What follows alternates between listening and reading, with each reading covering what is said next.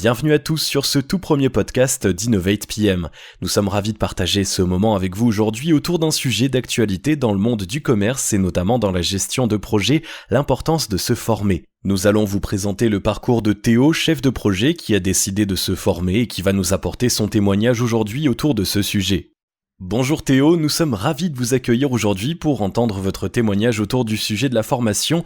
Alors est-ce que vous pouvez rapidement vous présenter pour nos auditeurs qui vous écoutent ?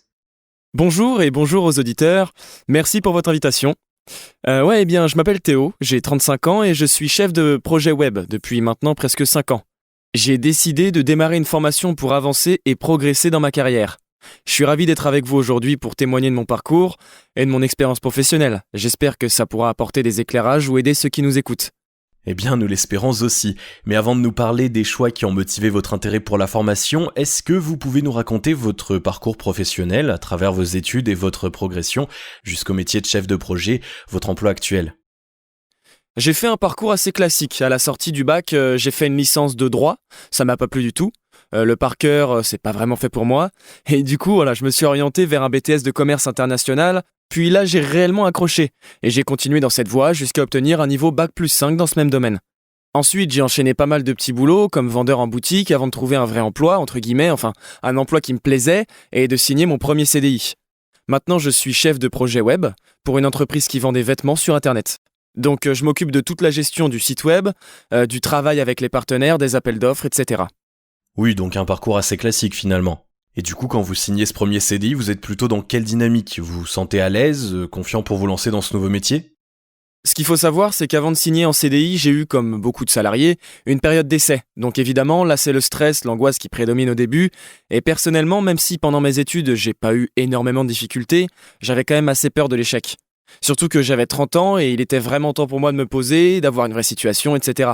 Donc là, je donne tout, littéralement, je passe des heures à travailler, même à la maison. Je me souviens, le vendredi soir, j'amenais même mon travail de la semaine que j'avais pas terminé pour le finir chez moi, le week-end. Finalement, je passais vraiment beaucoup trop de temps à travailler, j'avais carrément mis ma vie sociale en pause, plus de sorties, plus de soirées entre copains, rien du tout.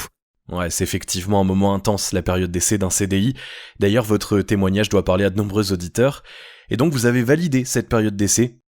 Oui, tout à fait. Je la valide et là, je suis super heureux. Je signe le CDI et pour moi, tout est génial. L'avenir me tend les bras, etc. Je suis très investi dans mon travail et à ce moment-là, tout va bien. En même temps, j'apprends à gérer une équipe, donc j'ai une dizaine de personnes sous mes ordres et il faut bien remplir les objectifs et voilà, la vie se poursuit comme ça, quoi. Et donc, qu'est-ce qui fait qu'à un moment, vous vous tournez vers une formation parce que finalement, vous avez votre travail et tout se passe bien ? Je crois que c'est au bout de 2 ou 3 ans que je sens que je perds de la vitesse. En fait, je ressens que l'esprit d'équipe se dégrade, l'ambiance générale avec le personnel que je supervise à l'époque devient lourd et j'ai du mal à remplir les objectifs. Du coup, je reste au bureau le soir tard, même très tard en fait, et je cherche un peu partout sur Internet la méthode miracle.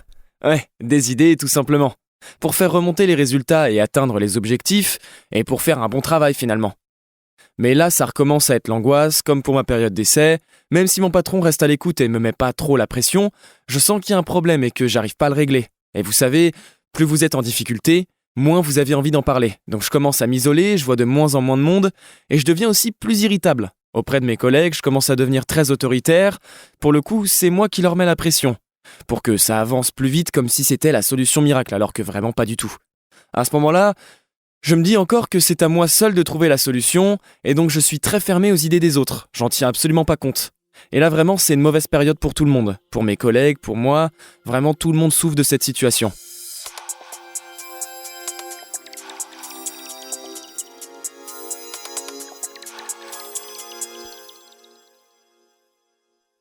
Vous étiez donc en train de nous témoigner, Théo, de ce que l'on pourrait nommer une descente aux enfers.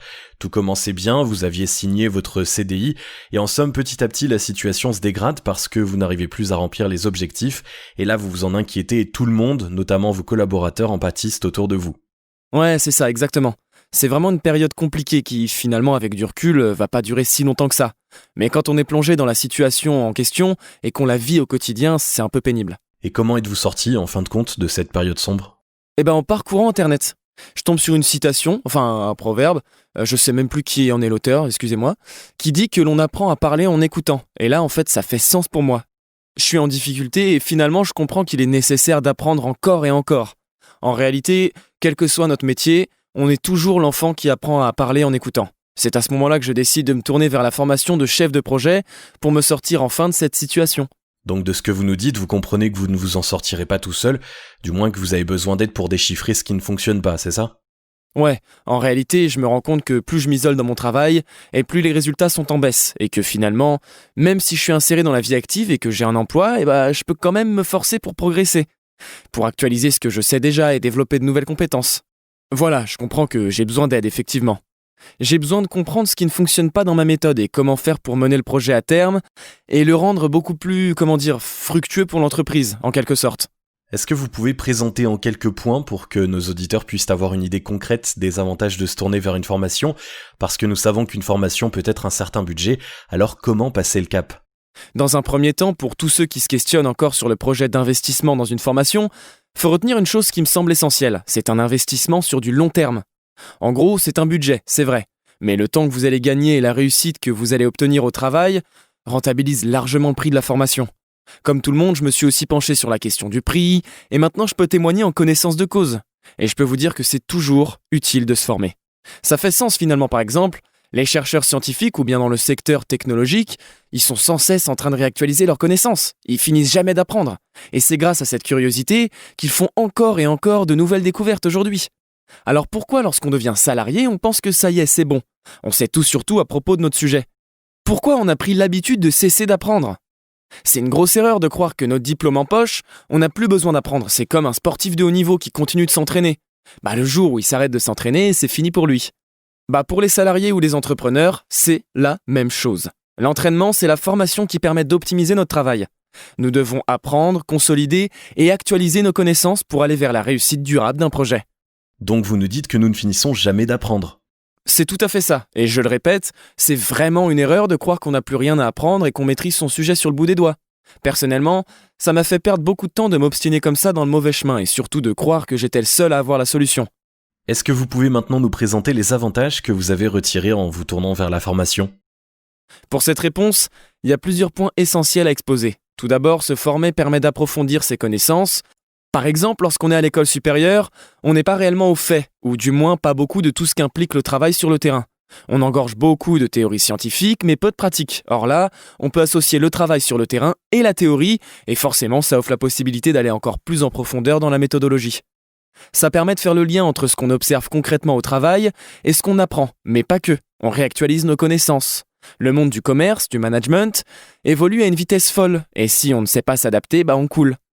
Donc le fait de se remettre à jour, de découvrir de nouvelles méthodes de management par exemple, ou encore comment utiliser les outils numériques, forcément, ça nous fait avancer beaucoup plus vite. Ce que j'ai pu observer, c'est que plus je mettais en place les conseils prodigués, et plus j'atteignais les résultats sur un temps nettement plus rapide qu'auparavant. C'est-à-dire, est-ce que vous pouvez nous donner un exemple concret d'un élément appris en formation qui vous a permis d'atteindre vos objectifs ? Bien sûr, par exemple, la façon dont je manageais mon équipe. J'ai appris à mettre en place par différentes actions un climat de confiance et je me suis ouvert aux idées de mes collègues. J'ai enfin accepté de leur donner un vrai espace au sein de l'équipe et l'ambiance s'est transformée. Et elle est aujourd'hui plus légère et plus agréable. Pourtant, ça signifie pas qu'ils travaillent moins ou moins bien, au contraire. Nous sommes, eux et moi, les premiers devenus rapidement plus productifs. C'est des astuces à inscrire sur le long terme, mais si on les connaît pas, on peut pas les inventer. Alors évidemment, ça se met pas en place en un jour, mais petit à petit, j'ai vu s'opérer un réel changement. Là, je vous ai présenté l'exemple sur la façon de gérer une équipe, mais il y a de nombreux autres points comme la gestion des risques ou encore comment lancer un appel d'offres. C'est pas un élément qui va vous permettre de vous inscrire dans un changement durable, mais c'est un ensemble d'actions qui permettent de revoir et de repenser en profondeur sa méthode et sa technique. Et quels ont été les effets de la formation sur vous personnellement ? Est-ce que vous avez vu des changements s'opérer sur votre façon de penser, d'anticiper les événements ? Complètement. Comme je vous le disais tout à l'heure, quand je me suis retrouvé en difficulté, j'étais en proie aux angoisses et je perdais radicalement confiance en moi. Et là, en sentant que j'avançais, que j'évoluais, j'ai repris confiance en moi, en mes compétences petit à petit. Et quand on est chef de projet, ça me semble essentiel d'avoir confiance en soi, en son projet, en son travail en fait tout simplement. Même si, attention, faut rester humble et à l'écoute des collaborateurs, etc. Mais pour faire progresser votre projet, vous devez croire en vous. C'est un milieu à trouver qui n'est pas toujours facile à maintenir, mais ça aussi, ça s'apprend. Mais le fait est que reprendre confiance en moi m'a permis d'oser. C'est-à-dire que je m'autorisais à voir plus loin et à innover. Et avec les nouvelles connaissances que j'étais en train d'acquérir, j'étais plus créatif. Tous ces éléments mis bout à bout ont vraiment légitimé mon envie d'aller plus loin, beaucoup plus loin que ce que j'envisageais au début en tout cas. Et d'ailleurs, ma carrière professionnelle s'en est ressentie puisqu'après avoir repensé ma façon de travailler, tous les objectifs ont été remplis et même dépassés. À l'heure actuelle, je dirige une équipe de plus de 20 personnes. En traversant cette période sombre, j'ai appris une leçon essentielle qui est de demander de l'aide envers ceux qui ont réussi et qui peuvent nous appuyer, comme l'élève qui pose une question à sa maîtresse d'école sur l'orthographe d'un mot plutôt que de s'obstiner à écrire avec une faute. Là, c'est la même chose. Se former auprès d'un entrepreneur qui a fait ses preuves permet de gagner énormément de temps, et donc de l'argent, mais aussi de la confiance en soi et de la reconnaissance pour son travail. Pour conclure ce témoignage, est-ce que vous avez des conseils à donner aux auditeurs qui nous écoutent ? Peut-être que certains sont dans la même situation que celle que vous avez vécue au départ, qu'ils sont en difficulté ou du moins avec des interrogations dans leur emploi de chef de projet. Je crois que l'idée principale à retenir est de comprendre l'intérêt de se former et de ne pas attendre le dernier moment comme moi pour foncer, que vous soyez chef de projet ou entrepreneur, peu importe. Même si je peux pas refaire mon histoire, c'est un conseil que j'aurais aimé avoir pour éviter cette période difficile. C'est une leçon de vie en fait. Si on est trop sûr de soi et qu'on ne sait pas remettre en cause nos savoirs, on considère qu'on n'a pas besoin d'aide pour avancer, on va forcément tomber. Se former, réactualiser ses connaissances, c'est essentiel pour progresser. Nous vous remercions chaleureusement Théo pour ce témoignage qui, nous n'en doutons pas, aura été très instructif pour nos auditeurs. Nous savons que se confier n'est pas un exercice facile, c'est pourquoi nous sommes extrêmement reconnaissants pour votre témoignage sans langue de bois, avec les réussites et les échecs de votre parcours. Avec grand plaisir. Si ce témoignage peut être utile à tous les auditeurs qui nous écoutent, moi j'en serai le premier heureux. Vous venez d'écouter le témoignage de Théo sur l'importance de se former. Pour réécouter ou partager ce podcast autour de vous, retrouvez-le sur toutes les plateformes de téléchargement et sur la chaîne YouTube d'Innovate PM. En attendant, nous nous retrouverons la semaine prochaine autour des nombreuses difficultés qu'englobe la gestion d'un projet. N'hésitez pas à nous donner votre avis et à partager vous aussi votre parcours professionnel en commentaire. Pour découvrir nos formations, rendez-vous sur la page web innovate.pm et pour être au courant des actualités, rendez-vous sur les pages Instagram, Facebook et LinkedIn InnovatePM. Sur ce, nous vous souhaitons une belle semaine à tous et nous vous attendons nombreux pour notre prochain podcast qui sera diffusé semaine prochaine à la même heure.